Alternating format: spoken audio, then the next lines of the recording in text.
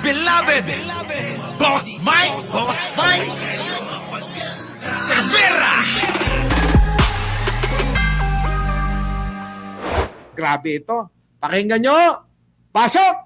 Tayo pa rin na balita mga kabrigada, paglalabas ni Vice President Sara Duterte ng video bilang tugon sa panibagong impeachment, hindi umano pagpapakita ng tapang kundi takot na. Duterte desperado na raw mula sa batasang pambansa. Brigada Haji Caaminyo, Grabe. Brigada mo. Yan, brought to you by Brigada Live Report. Alam nyo mga kababayan ko, matagal ko na sinasabi ito eh. Kasi ang problema hindi nila napaghandaan. Akala nila mga kababayan, mauuto nila ang sambayanan. Nakakampi sa kanila na mapapabaliktad nila ang pagsuporta kay Pangulong Bongbong. Yung po yung hindi nila napaghandaan eh. Masyadong pinaniwala ng mga nasa likod ni Sara na mga mga linta na sumisip-sip sa likod ni Sara Duterte. Pinaniwala nila na malakas pa si Sara. Di ba? Kaya ang nangyari, mga kababayan ko, hindi nila napansin na paparating na yung impeachment niya. Di ba matagal kong sinasabi, ako na nga nagsasabi na, oy Sara, malapit ng impeachment mo, hindi mo inaasikaso, hindi nyo pinaghahandaan. Bising-busy kayo sa kakasira kay Pangulong Bongbong Marcos. Bising-busy kayo sa panalangin na mamatay na. Bising-busy kayo na gusto nyo maagaw pa sa pwesto. Di ba? Oo, di ba? Adu kami, Jay. Oo nga pala, kasabayan po natin na napapakinggan at napapanood po tayo sa Bingador Channel. Ano po? Yan po yung ating, yung ating second account. Pangalawang account po natin yan, na kung sakasakali ho, bigla na hong mawala itong Mike Cervera Vlog Channel, doon nyo po ako makikita. Ano po? Oo, at lagi po tayong nagla-live doon. Opo, dahil po mga kababayan, kasama ho natin yung mga kaibigan nating mga Bengador. Katulad nila, nila Nulo, nila Jake Magnus, nila Chris Ulo, nila Ballpoint Man, nila Berador Pikwa, oo, at marami pa pong iba. Diba? O ngayon ho, mga kababayan ko, eto na, umabot na ho sa sukdulan na talagang ang hirap-hirap na ho nilang planuhin kung paano pa solusyonan itong malaking problema nila na impeachment ni Sara Duterte. Paano mga kababayan ko, yung Sara Duterte nila, walang ginawa kundi mamasyal lang na mamasyal. Walang ginawa mga kababayan, pasarap lang sa buhay. Samantalang si Pangulong Bongbong, napakaraming mga pinagkakabisihang mga trabaho. Oo, yan ho ang kaibahan nila. Si Pangulo, mga kababayan ko, kahit anong sabihin nila, kahit anong paninira, kahit anong masasakit na salita, hindi po hindi iniintindi. Bakit? Kasi ho, ang kanyang tungkulin, ang kanyang mandato ay magsilbi sa ating mga Pilipino kahit na po anong sabihin ng mga tao na mga kasama, mga tropa at mga kakampi ni Sara. Diba? So ngayon, mga kababayan ko, eto na. Desperado at talaga namang takot na daw ho si Sara sapagkat naisampa na nga ho yung kanyang impeachment complaint diyan po sa Kongreso, sa House of Representatives. Opo. Alam nyo naman na hindi po nila napatalsik. Ito pong gwapong-gwapo na si Tito Soto, si Tito Sen. Hindi po napatalsik. Hindi po nila nagawan ng paraan para ho mapalitan ng kanilang kakampi ang pagiging Senate President.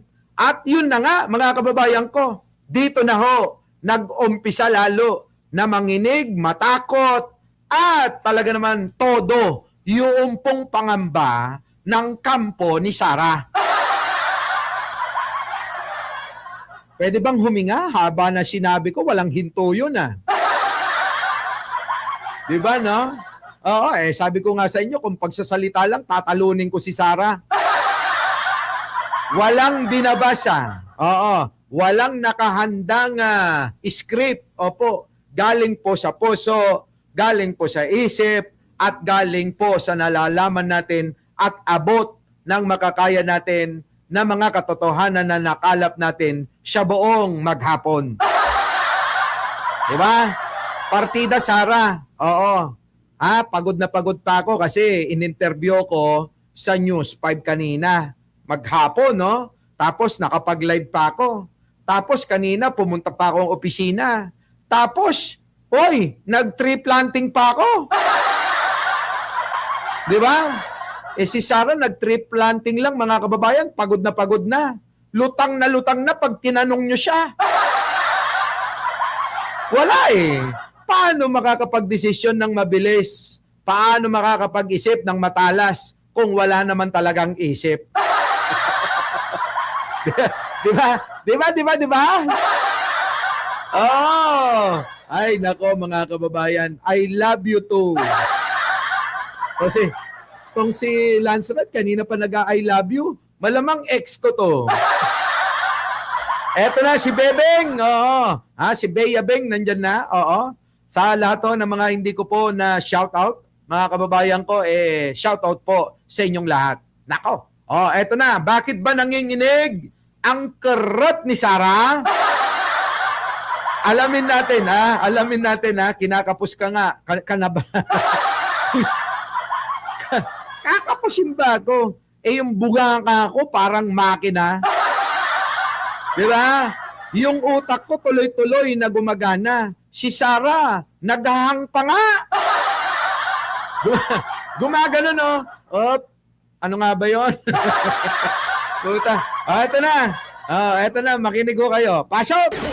Natataranta na umano si Vice President Sara Duterte nang maglabas ito ng video message na tahasang umaatake sa Akbayan Party List na nag-endorso sa bagong impeachment complaint laban sa kanya. Ayon kay Akbayan President Rafaela David, paano masasabi ni VP Sara na harassment ang impeachment na iginigiit naman itong walang basehan? Kita nyo ito kasi mga kababayan. Style ni Sara, matagal na parang pusit, di ba? Si Sara, noong pa man sinabihan ni Franz Castro na pinsan po ni Auntie Claire, parang pusit daw na kapag ka nasusukol, bumubuga ng maitim na tinta.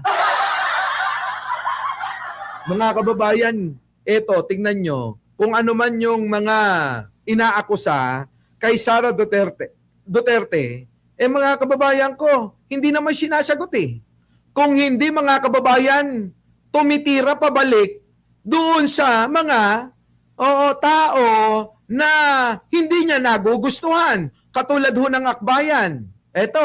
Di ba? Sila yung mga nagsampa ng reklamo para po sa kanyang impeachment, complaint, diyan po sa Kongreso. Sinasabi mga kababayan ni Sara eto kayo.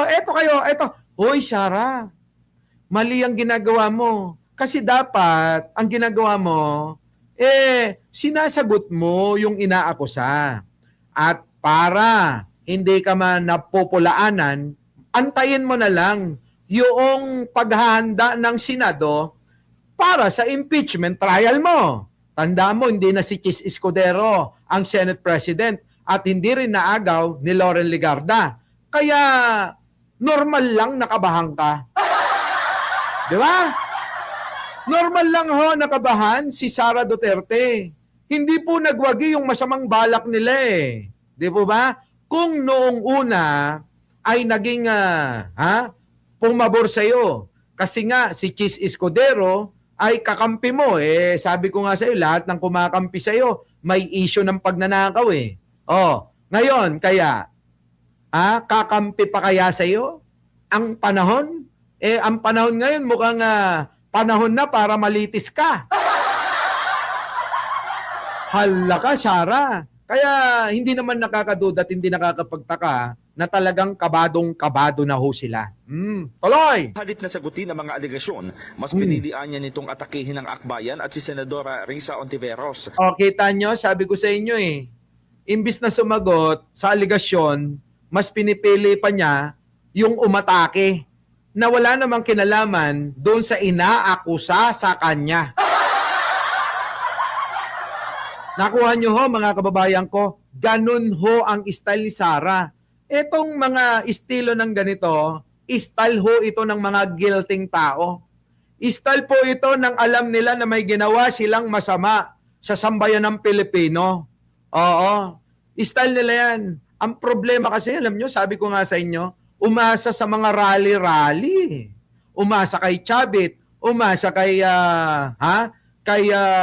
Mike Defensor. Umasa sa abogadong Malaki Ilong.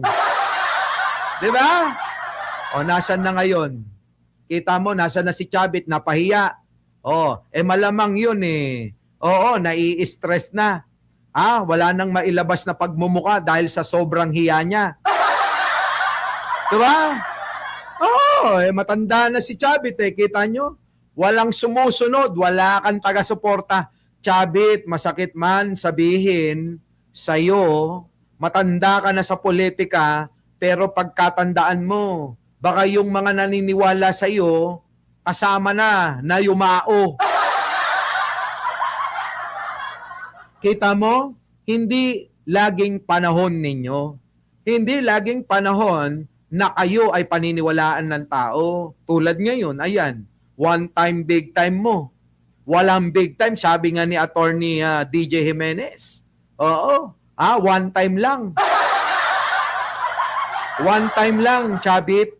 Hindi ka pa ba nagtanda doon sa rally, dyan sa EDSA? Di ba pumunta ka, binuka nila? Sabi nila sa iyo, nakakadiri ka. Tapos naniwala ka naman kay Mike Defensor. Meron kayong tao, basta may pera. Tanungin mo, baka kinupit niya. Di ba?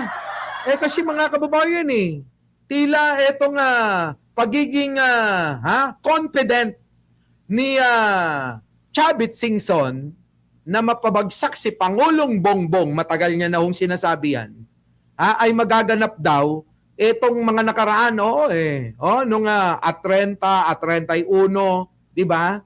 Walang nangyari.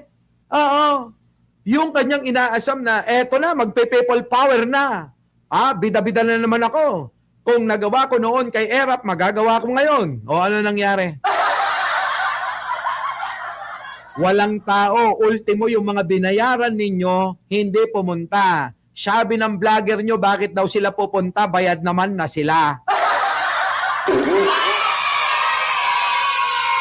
Diba? Kita nyo, alam nyo, marami na ho. Diyan po sa kampo ng mga Duterte ang nais na pong tumawid. Ang nais na po nilang magbalik loob kay Pangulong Bongbong Marcos dahil po sila'y namulat. Yan! Ang problema, hindi po sila basta-basta makalipat. Kaya ho, kita nyo mga kababayan ko, pagka may rally, wala nang nagpe-flex sa rally nila. Bakit? Kasi ho, yung mga vlogger, halos ayaw na nila. Ayaw na ho, mga kababayan. Nagsasawa na daw sila. Paulit-ulit na lang. Totoo naman daw, mga kababayan, na wala silang maibabato na problema o kasalanan o masamang ginagawa si Pangulong Bongbong. Wala! Diba? Wala daw ho. Kaya kita nyo, totoo naman, pansin na pansin ho naman, na paulit-ulit lang ho yung mga sinasabi nila. Napansin nyo ba? Isipin nyo mga kababayan ko. Isipin nyo, ano yung paulit-ulit na lang sinasabi? Bangag adik. Putik na yan, mag-aapat na taon na. Mag-aapat na taon na, pero yung pa rin ang propaganda, hindi na natapos-tapos at hindi na nabago. Wala bang iba? At kung yung propaganda na yan, matagal na natin na naipaliwanag at nadibang at talaga namang nabaliktad yung paniniwala ng maraming Pilipino. Hindi mga bobo ang mga Pilipino. Hindi habang bobo ang mga Pilipino. Maliban na lang ho sa mga taong sumusuporta dyan na umaasa ng kapakinabangan at nakikinabang. Nagets nyo? Ano, Sarah? Hindi mo ako makukuha sa 300.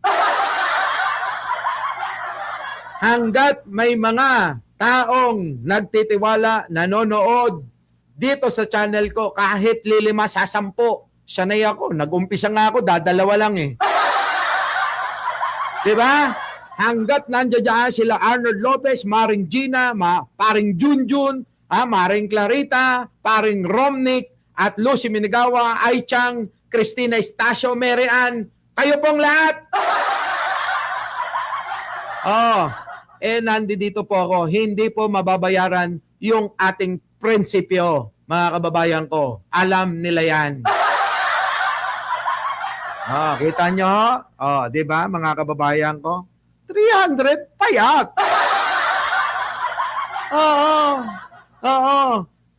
Mag-o-offer lang kayo yung meron ako pakalat-kalat. Di ba? Di ba no? Di ba no? Di ba Susan Gatos? Ano? Nick Enriquez? Ano? DC? Nandyan na. Sa lahat ng mga bagong dating, huwag niyong kakalimutan na mag-like, mag-share, at mag-subscribe. Sa pamamagitan po ng mga ginagawa niyong yung pagsuporta sa mga pagla-like ng mga video natin, sa pag-share ng mga video natin, marami po tayong napapaliwanagan. Kaya nga gigil na gigil po sila na ako'y bumaliktad.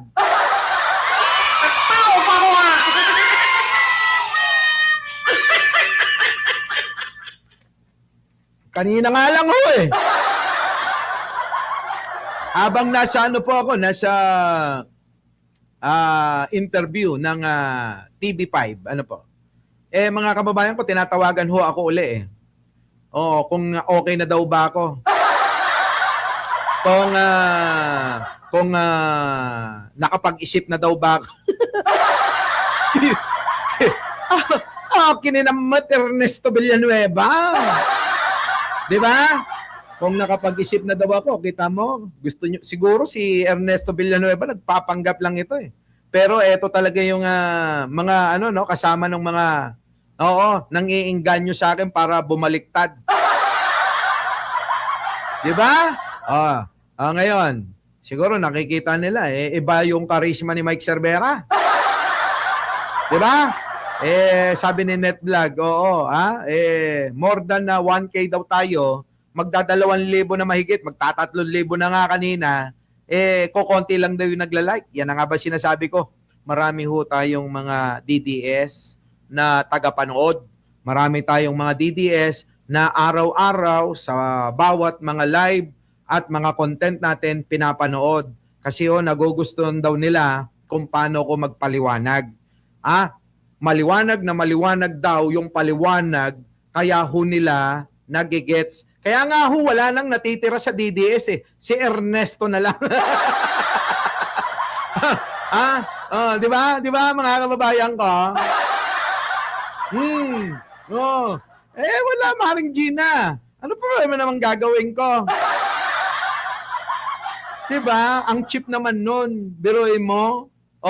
Operan ako ng 300,000 kada buwan. Diba? Renta lang ng kondo yun Bakit nga ba? Itong si Sarah ay takot na takot, ninenervyos. Pasok! Mas pinilian niya nitong atakihin ng Akbayan at si Senadora Risa Ontiveros. Punto ni David, ito'y hindi maituturing na katapangan kundi takot. Simple lang umano ang hinihingi sa pangalawang Pangulo. At ito'y ang ipaliwanag ang sinasabing pagwaldas ng pera ng bayan. Correct. Ngunit ang nangyayari ayon sa Akbayan, napakaraming palusot at hindi ipinaliliwanag kung sino si Mary Grace Piatos. Yan, mga kababayan ko, kita nyo. Hindi lang si Mary Grace Piatos. Imbis na ipaliwanag kung sino-sino yung mga ginamit na mga pangalan, sukdulan pati krudo, grasa, kulang na lang mga kababayan. Pati yung borak, pati kulang na lang gamitin ni Sarah yung etchas na kamukha niya. Wala pinili na pangalan. Lahat kung ano maisip niya. Uwishi, McDonald, Jollibee, Halos lahat, mga kababayan. Paano? Ito ang tanong ko, mga kababayan ko, mahal na mahal ko ng mga DDS na naniniwala kay Duterte. Ito ha, ang tanong ko, paano ipapaliwanag ni Sara isa-isa itong napakarami libu-libong mga pangalan na ginamit niya? 'Di ba? Kung kay Mary Grace Piatos lang, hindi niya na mapaliwanag, paano na si Kokoy Villamin? Paano na si Malaki Ipin? Diba? Yan yun mga kababayan.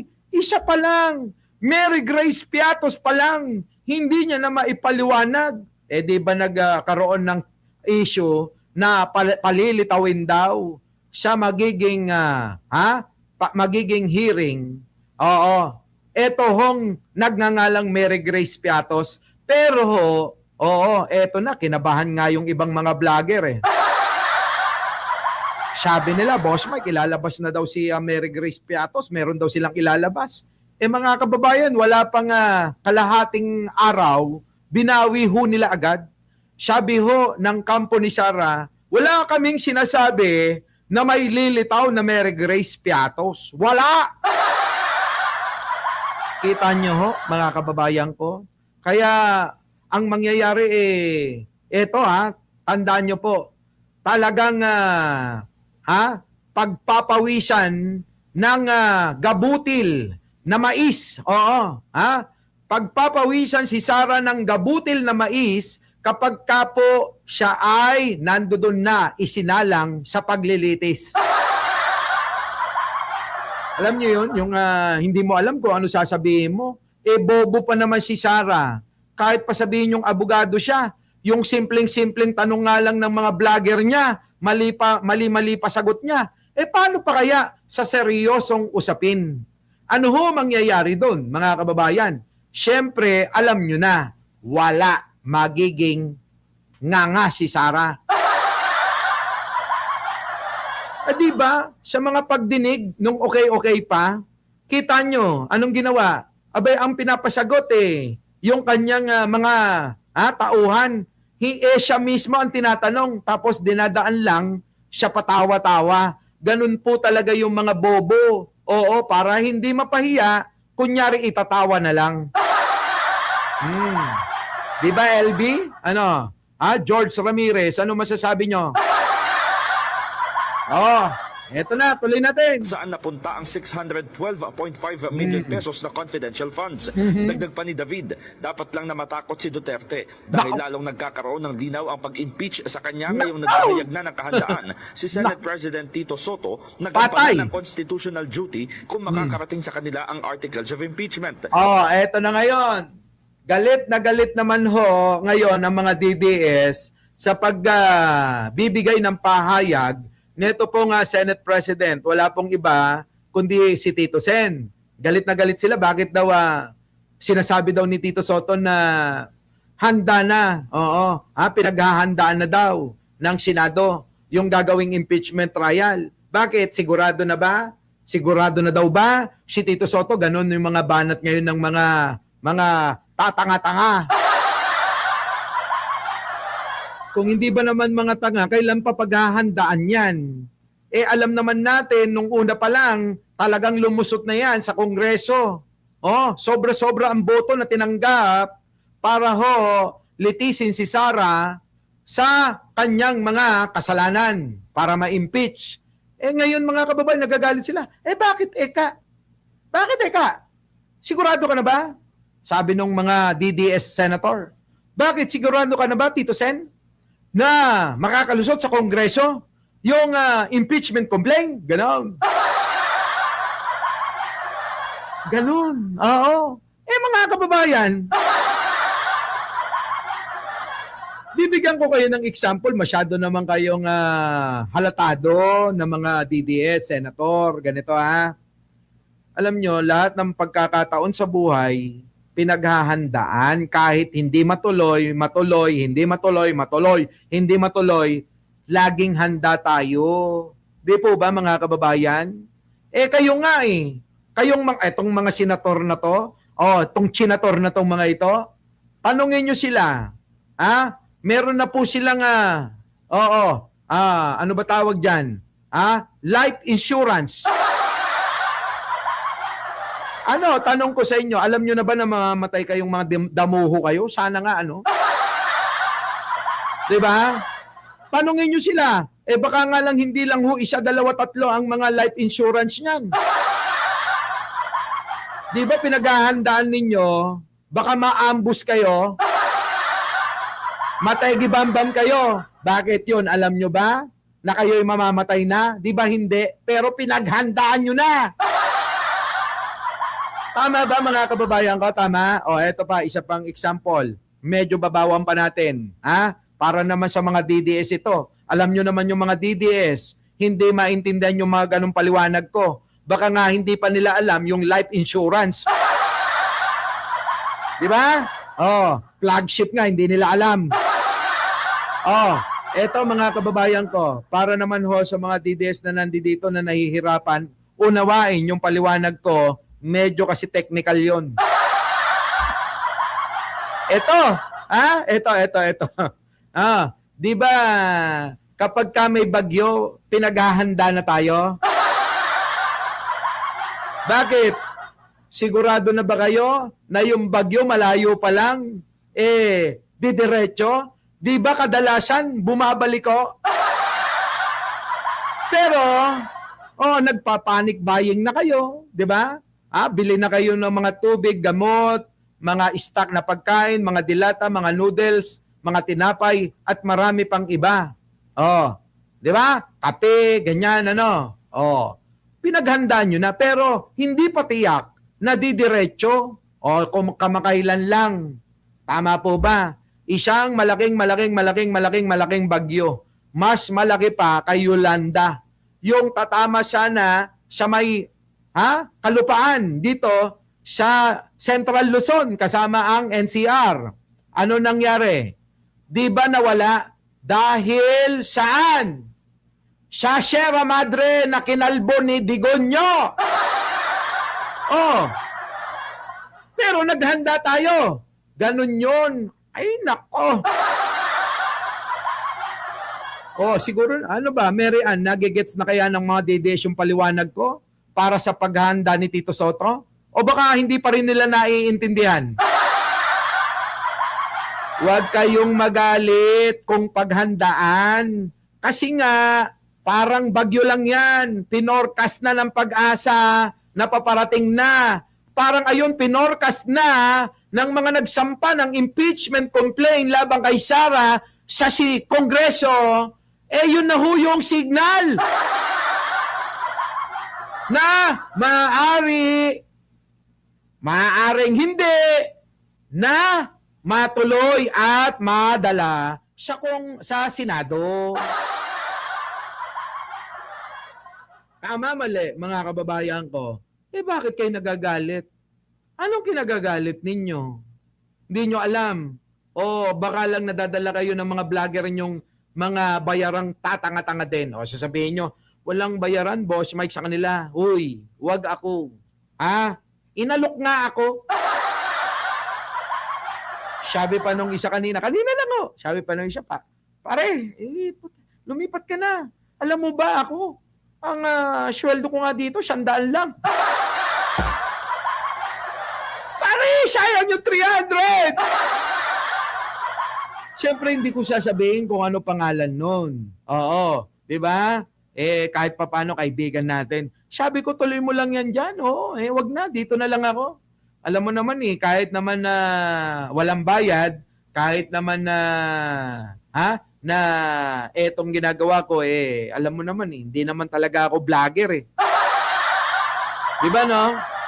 Sabi ko nga, alam mo naman yan na kung hindi lang kay Pangulong Bongbong, hindi naman ako babalik Sabi nga nung mga vlogger na iba, si Mike Cervera, travel lang ayoko kasi ganito akong klaseng tao, para maintindihan ninyo. Ako po yung tao na kapag naumpisahan ko ang isang bagay, isang trabaho, hindi ko tinitigilan hanggat hindi ko na tatapos. Hindi ko na ililigpit, hindi ko na iaayos. Ganun ako. Yun po yung isang sa mga panuntunan ko sa buhay ko. Pag naumpisan ko, tatapusin ko!